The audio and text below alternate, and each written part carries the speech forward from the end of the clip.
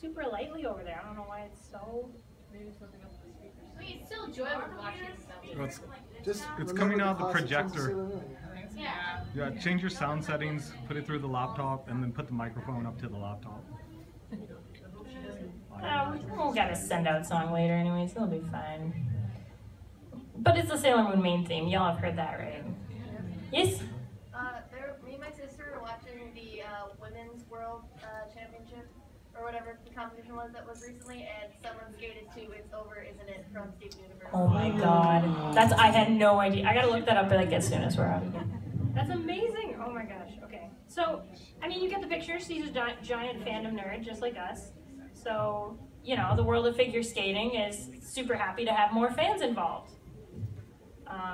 So we've got a little bit of definitions here in defining the genres. Obviously, y'all are anime fans. Y'all are at Anime Detour, so you know a lot of this. So drama and romance really like permeates all of the themes. And I mean, like being into like television before you were into like anime, like these were all relevant. But the last four are pretty new, right? What does that mean? Shoujo? So drama and romance, just a basic representation of this. The most dramatic thing that I've seen is Clannad, Make Me Bawl My Eyes Out 3,000 Years. That fits, obviously, the shoujo theme as well. Your standard shoujo is kind of like, you know, Card Captor Sakura. It's the young girl, like, achieving her dream and her emotional journey. So a stress on, like, her emotional journey, and a lot of times the romance involved. We've got shonen anime, standard favorite Yu-Gi-Oh! Okay. It's for the guys, it's not as much.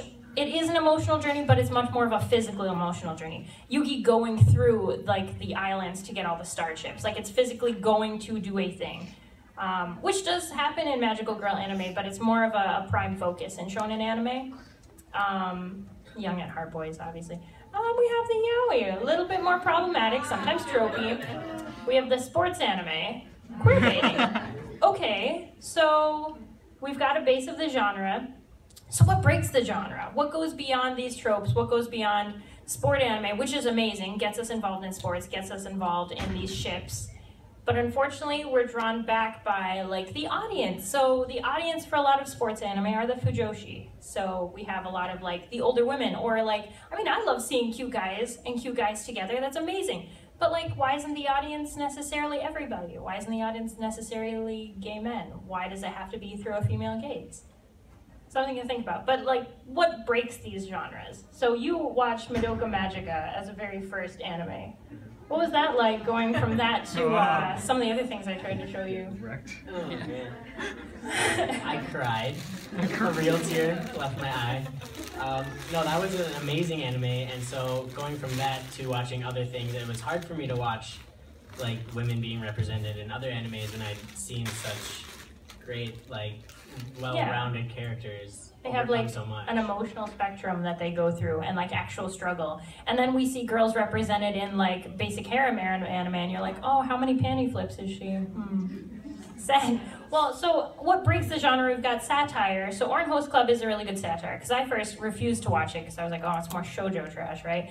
And then I got into Host Club and I was like, this is making fun of all my shoujo trash, but at the same time drawing me in dramatically, and I loved it so, so much.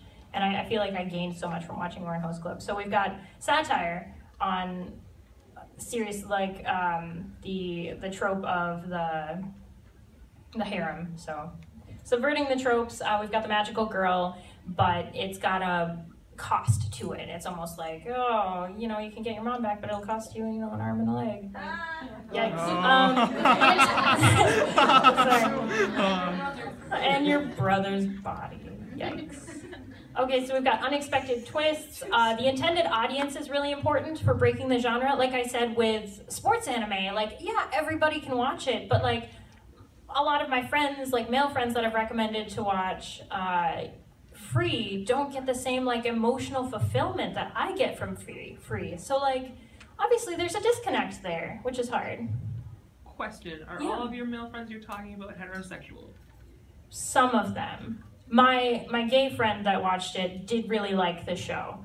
But that's, you know, why can't we have stuff like Yuri on Ice, which has that same level of intense emotional commitment, but my heterosexual friends can still feel like love and fulfillment through that? Like, why is it that we don't get that same level of love and fulfillment? Like, you and I can read it, and our gay friends can read it because we're raised like on that emotional level. But a lot of the stuff that's marketed to guys is through that male lens. And so if you don't get that full representation, it's really hard. So the realistic representation is what's like super important there. It also has to do with what people are also like looking for. Because like how many times do you go and you're like, I'm gonna scroll Tumblr, and then you're like, oh, well, you know, I mean, I guess these guys could, okay, alright, okay, and like, you'll have people that'll break it down, like, no, because in this episode, at this time, they looked at each other, and I know what is going on. Part of what I'm kind of getting at, though, right, is that like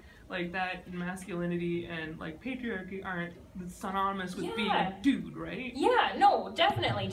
Like, I had a very jaded view of anime, like at first. Like, I didn't care what I watched. I didn't care about how explicit or creepy it was. Like, because I was like, oh yeah, panty flips, whatever. They're just part of anime. It's in every anime, right? You're gonna see that, like, you know, putting down women no matter what. Like, you know, I really had my own like male gaze at it, and like growing and watching more and more anime and becoming more involved in like the culture of it, I realized that you don't have to settle for that. Like, just because it sells doesn't mean you have to buy it.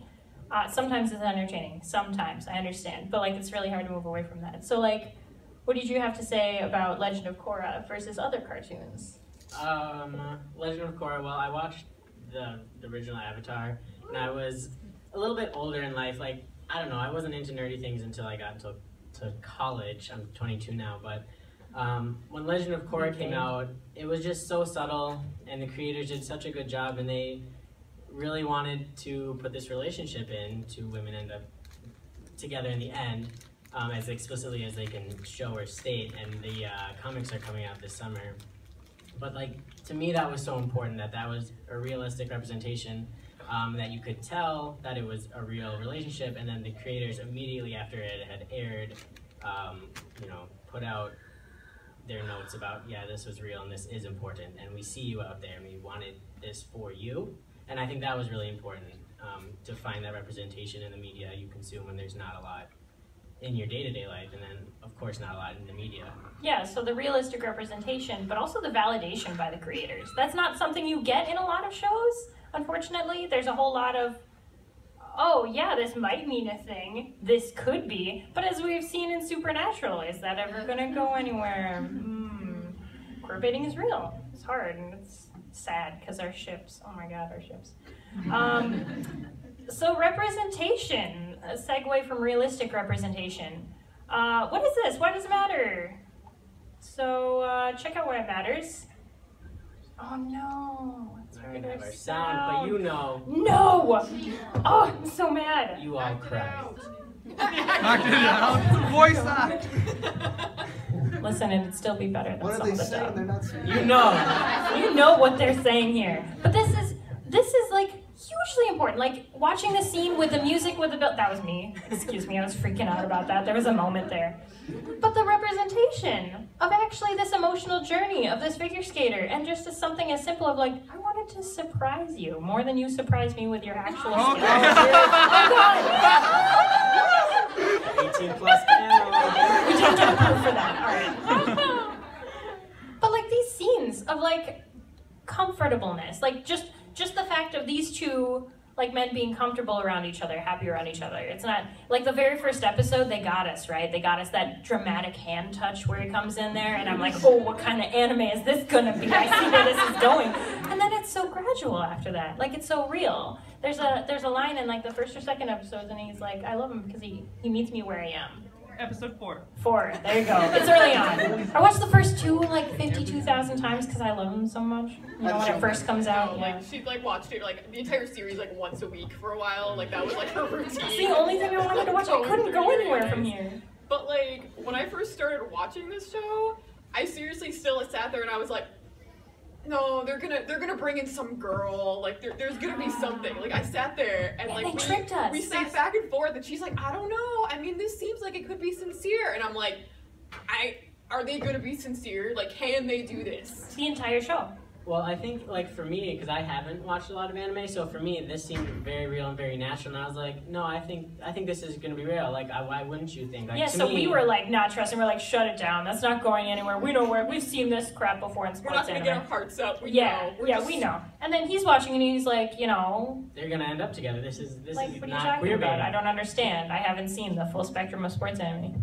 I have a question Yeah. concerning that. I'm on Tumblr like a lot. Oh, aren't we all? I've always been kind of nervous about a lot of the other Yuri and Ai side of fandom. Yeah. So I'm like, what do you have your thoughts on that? Because like that debate is still going on there about that kid. How? It just seems so It's crazy. obvious. How? Yeah, literally, Kubo Sensei, literally the creator, has gone on various forms of social media and been like, what do you mean it's not a kiss? Like, the creator has like obviously there's an arm in the way, so I know, they like do the justification of the arm. And then there's the ring, engagement ring. There's like actually the synonymous ring. Like, how do you see Friendship. Bro. We're in friendship together. No pals, Look, I give rings to all my said bro no, they pals. weren't kidding. Oh, They just I've done it. friendship I've done it. ring. Yeah, you. I'm like, buy like $10,000+ friendship ring. Well, okay, there's also like a YouTube video I saw, and it was like very sweet of like a woman giving her girlfriend one of her kidneys. And like, seriously, like all the comments were just like, man, this level of friendship is just so beautiful. And we're all like, okay, who wants to tell them? Who wants to tell them, guys? Yeah. Yeah. So I'm sorry y'all have been so gaslit by media that you don't know that this is a relationship. But you in particular, were talking about how you were not sure and you watched the first episode, right? Yeah. There is a thing that happens in the first episode that is a very strong hint that this is going to end up being like a queer relationship, and they're not going to bring in some girl because they do that thing, the fake out with Yuko. Yeah, the fake out. That's what I was that was saying. exactly like that moment. Yeah, they did when I that. was like, I really started to enjoy the show. I was like, Yeah, I 'cause can't they believe Put on they your just did expectations that. Like, and then subvert it. That's in our next slide here is Sorry. talking about like the dupes. I was watching this with a friend who had already seen it, and I was watching it and I was like, oh, you know, the scene in episode, I think 3, where he like gets all up close with Yuri and the skating scene. I was like, Every oh, you know, this episode. is great, but it's just me queer baiting. I'm so sick of queer baiting, and then I was like, Yeah. oh my god. And then it's like, wait a second. Is this not? I spent so much time in the Supernatural fandom. But not just like our fulfillment in terms of ships of this relationship becoming real, but like think of the representation for the LGBTQ community. Like what this means for like this to be represented in an anime that got this big. Oh my god. Well, and could you imagine even being like a queer figure skater yourself and watching this, like Johnny Weir, being Johnny Weir, watching this and saying, "Oh my God, this is me, this is my life, and here I am." Like, thank you. Like, yeah, and I think the figure skater response to that has been like proof enough. Like we've seen it. So what can we do to move the genre forward? Where can we go from here? So we've seen some of the things that move the genre forward just within Yuri on Ice. So the Beatty moment with his childhood friend that helped him learn to skate and that owns that rink. Like they had that moment and it's like, oh look, maybe it's a past flame, and it's like, no, they were friends. Like chill out, guys. And then we have the brother and sister, the Crispinos. That anime trope needs to go die somewhere in a hole. Can we stop the brother-sister complexes, please? So in Yuri on Ice, there's like a call out to it, and then there's a healthy resolve. So what's so cool about this anime is that there's these like intense, healthy resolves of like, okay, so this happens in figure skating culture a lot. Brothers and sisters do skate together in couples stuff, and it's super creepy because the more heteronormative the relationship looks, the more in love you believe them to be, the better their scoring. Which is like, brothers and sisters, what are we doing here? Is this Game of Thrones? Like, so it gets really weird, and it gets really uncomfortable. And then when Yuri on Ice does it, you're like, oh, they didn't do that. Oh my God, that's amazing. So something we thought of for moving the genre forward in terms of cartoons, in terms of representations, in terms of anime, a huge fan of anime, by the way, Rebecca Sugar, holy crap. yeah. Amazing. But like there's so much that in Steven Universe. So we've seen other shows that can do it, that have done it. So it's not just Yuri on Ice. What are some other things that you guys have seen in other shows that kind of like move the genre forward, that don't stick it in that trope? Anything that you guys have watched recently. Because I'm having a huge problem moving from Yuri on Ice. I've heard number 6 is good. Number 6 is really good. Beauty and the Beast movie. Finally, we've got some representation. He wasn't a complete villain, which is, you know, shocking because I thought they were going to fit LeFou in that box, which was annoying. If you want to hear about a lot of that, y'all can come to my panel in this room at 9:30. Can't even think straight. Nice. Well done. That was a good little pitch. So moving the genre forward, part of this, what was the specific word that you used? Consumption of. Like critically consuming your media. That's the word. I can never think of the word. Yeah. So if like you're sick and tired of queerbaiting, like going out of your way to really find things that maybe aren't like free. I love free. It's hard. It's not. We're not saying necessarily just don't ever watch those things because that doesn't mean that they're not enjoyable. But what can you do as a consumer? Because we're all consumers in the anime industry. Like, what can we do to move the genre forward? Well, that means investing in watching things and seeking out things that don't do those tropes. I've had the serious problem lately since I haven't been able to watch a whole lot since Yuri on Ice. I watched Parasite for some reason. It was really good, but it was weird. It was really weird. And it's hard to go forward from Yuri on Ice, which was a huge thing in the fandom. Like, where do we go from here? And a lot of people went to like that killing stalking thing, whatever that is. I have not gone there, and I don't intend to go there. That's like the opposite side. Like, that's the opposite. So it's almost like these people had this perfect, wonderful thing and had a kickback. And I'm like, what? No. So critical consumption of media. I'm trying not to watch any of the panty trash anymore. Honestly, it's just something I'm trying to avoid. Like, I'm not saying that I'm not going to go buy all the fandom products and the free body pillows. I love them. But I'm going to think about not buying them. I'm going to think about not purchasing the cheesy fandom crap that doesn't necessarily, like, move us forward as a culture involved in anime. So, yeah. No, go ahead. You first, then you. Branching on what you're saying, I think, like, just abstaining from that stuff is not even a great solution, like because you need to be involved in the thing to expect any sort of like so you can't just like totally take yourself out of anime and be like, I'm not going to buy anything till this comes out again. Well, then they're going to be like, oh, you don't like anime, so we're not going to market to you.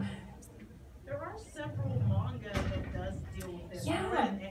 Well, animated projects of queer natures, like not a lot of them get made. Most because of money. The manga industry has so many, and also, going off of Yuri on Ice, there are some like female examples to go from, like Octave. Definitely. I highly recommend. Yeah, I've noticed in terms of like canon lesbian couples, there seems to be a lot more like moving forward. But then every once in a while, I come across where I'm like, oh, this is going to be good representation. This is for me. And then I'm like, oh wait, this is super fetishy. So every once in a while, you get those like really good, really fulfilling stories, but you have to like think about the gays too. Not the gay. I mean both of them, but I'm dating her. I'm not. Sorry. She looks at me though. It's because he says it all the time. It's so bad. It's not entirely related, but it's been really interesting being a Yuri on Ice fan who is the daughter of a massive figure skating fan. Wow. Like, oh, yeah, the relatability. Have you heard of him? Oh yeah, I really liked his stuff a couple years ago. Yeah. She's figure skated her entire life and can still do like jumps. That's amazing. That is so cool. Yeah, my grandmother and I actually, when I was a wee kid in Girl Scouts, like, we used to go to figure skating things. We used to watch that. I wanted to figure skate. I came from a progress family. But so I didn't get to really skate. But like watching these skaters, watching their journeys, and then being like, hey grandma, I watched this anime about it. And she's like, what do you mean they watched that? You think they make an anime about that crap? Yeah, they do. Come watch this with me. Grandma bought her figure skates, but I want to keep like talking about this. Like the importance of like, so like Steven Universe, have a lot of us seen that, right? Okay, so like Stefani, cool. how important that is, or like Steven in a dress and just singing and being fine and nobody's saying anything. The physical representation of it existing. Right. Yeah, just like seeing yourself or seeing people similar to you, or just having a story that you can relate with that, you know, other people are watching. Like that's so important. Like a heartfelt journey. That's not just like either put into a box, fetishized, or marketed as a joke. Like the heartfelt stories are so good, and that's one of the reasons we love Yuri on Ice so much. So something that we love about this is the representation. So we've got Korosami, we've got the new Sailor Moon, which actually has pretty good representation. Original Sailor Moon, there's like some weird dub issues, and they're like best friends. Cousins. Yeah, interesting. So funnily enough, in the manga, they totally didn't change that, and they were still like the printed English manga, like they were still like a couple. So I was like 7 years old and like really like confused. I really didn't understand what was going on. I could tell they weren't cousins when I watched that as a little girl. Yeah, the literal actual gay couple of her older brother in Cardcaptor Sakura. I was like, what? Why is this? Oh, they're just really close friends? Interesting. Yeah, what? So ridiculous how like some of the dubs do this. I remember what I was going to say earlier about like the weird sibling incest trope that happens in Japan. Yeah. One of my best friends has, I think, 4 adopted siblings. And so every time she sees that, we're like, oh, it's okay. They're adopted. They're not technically related. She's just like, no, these are my siblings. You are raised with those people. You grow up with those people under the cultural socio-implication of family. And to just like, how can there not be like incestuous? Yeah, you know, it's really weird. And I'm really proud of Yuri on Ice for where it went with that. But like, in talking about these real relationships, like, I did not anticipate this reveal. This drunken party of like, hey, I overcame my social anxiety, guys. Whoopsies, one time. I don't remember any of it. Like, oh boy. Everything that happened so far. Yeah, crazy. And just like the realistic representations of finding the balance in a relationship. Like, that's amazing. Like, this little boom moment, and he's just like, oh my god, you're old. I mean, he's not really old. I'm 26, so that's kind of weird. I'm the same age as Victor, so yeah, so it's like, yikes. Yeah, ouch, I'm a decade older than you. That hurt. But like, the representation of the familial structure in this, and how they're not, like, these supporting characters are actively represented. Okay, these kids' names are ridiculous. Lutz, I would never name a kid Lutz. Like, it's precious. I know, like, what's Axel Loop? Who are they? I love them. And like, the supporting character of Minako, like, actually seeing a character that like is like a normal everyday, you know, I walked out of the house today and I was like, I look like a suburban mom going to Target, but I feel good about it because she's such a good, wholehearted character that taught him so much. And just these, like, the blending of roles, it's just so cool. Do you have any favorite characters that you were just like, holy crap, I didn't think that character would ever show up again? Like, in Yuri on Ice? Yeah. I don't know. All of them. But like, I kind of like lost my, like, I was so excited when they introduced that character, and then when they just turned out to be like best friends, and like her like husband came out and all the kids, and they were all like a super friendly like family, because I was just like, see, the family was so supportive. Friends. We don't have to have love triangles. Yeah, like, they didn't even jump into that. He was like super loving and like jumped onto the ice and gave him a hug, and like he was like, look at my wife and kids. Surprise! Like, oh my god, so cute. I could not handle that. It was just too much. And like the disjointed family bonds. Like, she's not actually a family member. Yuri is not actually a family member, but they adopt him into the family anyways. They realize he's in this strange place, and they develop these really real relationships. I mean, I don't know how much I feel about this as a real relationship. She's really just, there's a lot of fandom here. I mean, she looks like all of the cat fangirls, but insane. Me. Picture it. But like these real representations of family, because usually in anime you have that one featured episode where they take the girl home, or they visit home, or something like that, or the parents die or something ridiculous, and you see them one time and never again. But throughout the Yuri on Ice progression, throughout Yuri's journey, we see the family response. We see them learn figure skating's rules. We see them grow with Yuri, which is amazing. Yeah. You're talking about subverting expectations. Yeah. I can't remember her name, the sister, because you know, there's kind of this character arc, like someone who's like deadpan, they're really chill, they don't have like anything, and then she sees Yuri and is like, oh my god, you're like my favorite idol group. Instantly. And she has personality. I know. So no one is just this bland, empty shell. No one is this character you're never going to see on screen again. Like, that's amazing to me. Like, everyone is like a route to be developed. Everyone is somewhere. Like, and you see that at the party later. Like, at that big reveal party, you see like all of them like socializing and stuff, and you're like, oh my god, we went there. We saw all of them. We saw Chris's pole dancing. I wish we hadn't. You leave my son alone. But yeah, so any final things that we have? I mean, critical consumption of what you're taking in is really what we want you to take away from this. But yeah.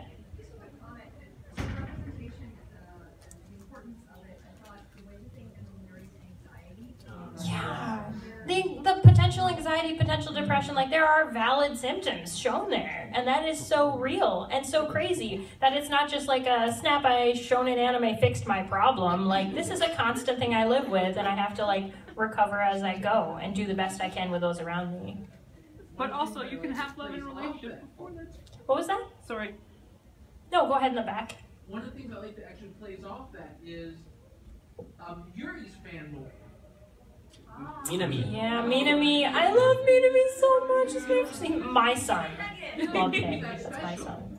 And then he's arguing with him. It's so hard. He's like, he has to fight for the fact to tell Yuri to please appreciate yourself because I appreciate you so much.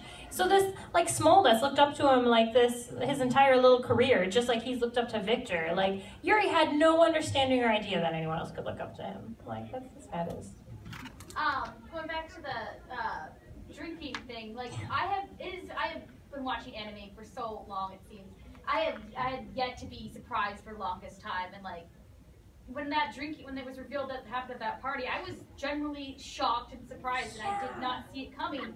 That this whole time, and it was set up like at the way beginning, he was talking down the story of how he broke imagined the structure. Yeah. Yeah, like he pictured all of those things. Exactly what happened at that party. The bachelor that comes and lures the beauty away. That was him. And the whole time I thought it was Victor that was doing seducing, but he had already been seducing. Oh no! Got him! Oh, it's so good. I was like, that's where I knew this was going to be the best anime. It felt like a Madoka Magica moment, like the episode 10, like I don't want to spoil it for anybody, but that episode 10 where it's like, and this is not the same series I've been watching the whole time. Like, it's like the whole anime. It's like I had to rewatch episodes because I did too. Yeah, I had to go back, figure this out, and be like, oh my god, that fits perfectly.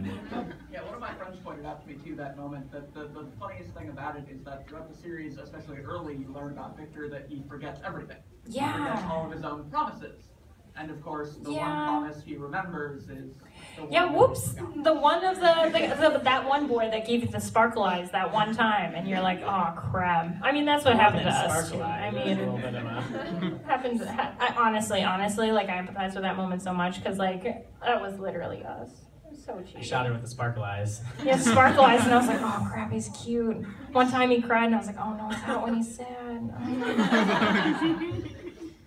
One thing I really love about that scene is the fact that, like, you know, Yuri is like, oh, like, this guy's just really affectionate, naturally. Yeah. He's super overly touchy. And as soon as, and you realize kind of after, like, episode, like, 3 or 4, Victor realizes that Yuri isn't really comfortable with That's that not him. feeling, Yeah. and he just backs And off he's like, immediately okay, fine. because he I understand. Because consent culture, right?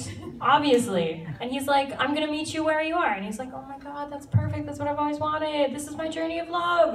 Also, my friend is really, really happy that Victor is super dramatic and decided to create an entire program around some random boy. Honestly, like the reason I got into this anime was because Andrea over here was like, Brittany, this guy, every time he meets Yuri, has this problem where he just strips naked for no reason. And I was like, oh god, here we go. This is what he came here for. And then I was like, oh no, emotional journey, this is what I love. She was like, look at this butt. And I was like, all right, I'll check it out, I guess. Hold on. A lot of times, I'm sorry. No, you, and then we'll go to you. Okay.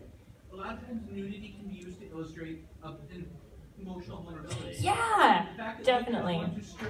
Just like came in hot and was like, holy crap, Yuri, I saw you at that dance that one time, and I'm ready for that now. And it's like, I'm not. Another thing that I really liked about the twist in episode 10 was that it wasn't awful. Like, I feel like so many animes where everything seems fine, there's always like this twist that it doesn't necessarily make sense. It's just there to fuck with you. Convoluted in a way. And at first, when they started doing the twist, I was like, oh no. And then they started flipping. The way they did it with the photo montage felt so relevant. Like, okay, I'm a little older, and I send snappies because I don't understand Snapchat. I get it. But at the same time, it felt so emotionally relevant, like the way they were revealing all of that, and then it switched to like the actual animation dialogue. Or the importance that the twist was so happy instead of being like sad. Yeah, like twists, like the episode 10 twist is usually this, oh no, penultimate tragedy. Well, especially for like queer narratives, you just in Madoka Magica, where you are one of them. Yeah, or Madoka Magica, where you're literally the devil for having lesbian feelings. Oh boy, yikes! There's a lot to break down there. Like I love that anime to pieces for subverting the magical girl trope, but like at the same time, like punishing her for loving Madoka. Oh my god! It's like she did nothing wrong. Sorry, go ahead. Okay, I was gonna say if you're looking for another similar work that has a twist that is actually kind of similar in like a positive happy. Yeah, in the one that's pursuing is actually the one pursued. Yuri Penguin Drum is female-female relationship. That's really good. Is that a good one? Yeah. All right, I'll have to check that one out. Yeah, definitely. Yeah, I'm always open for a new series. What did I just call it? I call it Yuri Arashi is the name of the show. Sorry. Okay. Yeah. Yeah. Ooh. Oh my god! I looked that one up. I didn't watch it yet, but I looked it up. Yeah. It's super awesome. Amazing. Any other last minute things here? Because we wanted to like run away to the photo shoot. But yeah, in the back. Oh, just wondering, I didn't get a chance to ask this earlier. Yeah. Have you rewatched the show after watching it from Victor's point of view? Yeah, isn't that weird? Okay, so I've watched this anime. This is sad. But I've watched this anime at least 6 times full through, watching it myself, watching it with those guys, watching it with Andrea, watching it with like a friend, watching it with another friend, watching it because I was sad one night. Like literally just watching this full anime like in sit-throughs, oh my god. And like trying to think of different perspectives for the sittings because I want to experience it differently every time because I heartfelt like love this series so much. And watching this through Victor's point of view is like so sad. This poor lonely guy who's like at this rut of his career and is like, I'm amazing and I couldn't do any better. Oh my god, I've been missing this in my life this entire time. Holy crap, I've never loved anything as much in my life. And I'm like, oh my god, wreck me emotionally when you watch it from Victor's perspective. Oh, it's so good. So good. Yeah, was there one more in here? Anyone else? What were you so excited to say? Somebody was like really hyped about something. Okay, sidetracked. Sorry. That's fine. Sorry, yeah. No, go ahead. If it's talking about breaking the genre, bring it up, please. It wasn't so much that she had lesbian feelings for Madoka, because Madoka was going to accept it. Yeah, she's like, I love you, wholeheartedly. She wasn't, basically, she went dark with it. Yeah, it got kind of creepy. And that's the thing. Emotions can, if every Yuri relationship or every same-sex relationship was always 100% pure, 100% healthy, it's just as bad if they're 100%. Well, maybe if she hadn't been repeating it 62,000 times, it probably started at a healthy point and then it became so warped because she could never really save Madoka. And that was the horrible part, because she could never really end up with Madoka. There was no... Obsessed. Yeah, she became obsessed because there was no way for her to have her happy ending. And there's no way for any of us to see them having a happy ending. Like, that was the worst part. So, like, in a way, the story punished her, unfortunately. And she ended up punishing herself because she couldn't accept one or another truth. So that's hard. Warped relationships. Yeah. I want to say one thing. After episode 10 finished, I literally just laid down on my floor for a couple minutes. Just that, like... overcome with emotion. Just that... Oh, my God. What did I just watch? I think, like... We used to work at the same place. So, like, she came into work and she just we just made eye contact and was started screaming.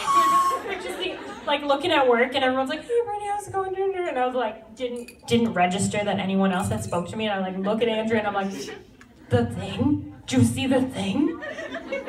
Like, so that dramatic fear when you watch a show with a best friend and you're like, oh my god, what if they've gone on Tumblr before they watch the episode and they don't watch the episode? No, it was a moment and it was just, oh my god. So good. Love that. So important. So thank you all. Any finishing notes from you, Cass? I guess I just won't be happy until I see as many happy queer endings as there have been straight endings. Exactly. So thank you so much for coming to our panel, Breaking the Genre. I'm sorry it was scheduled right before the photo shoot, so we're all going to beeline to the Yuri and I's photo shoot. So see you there. Yay.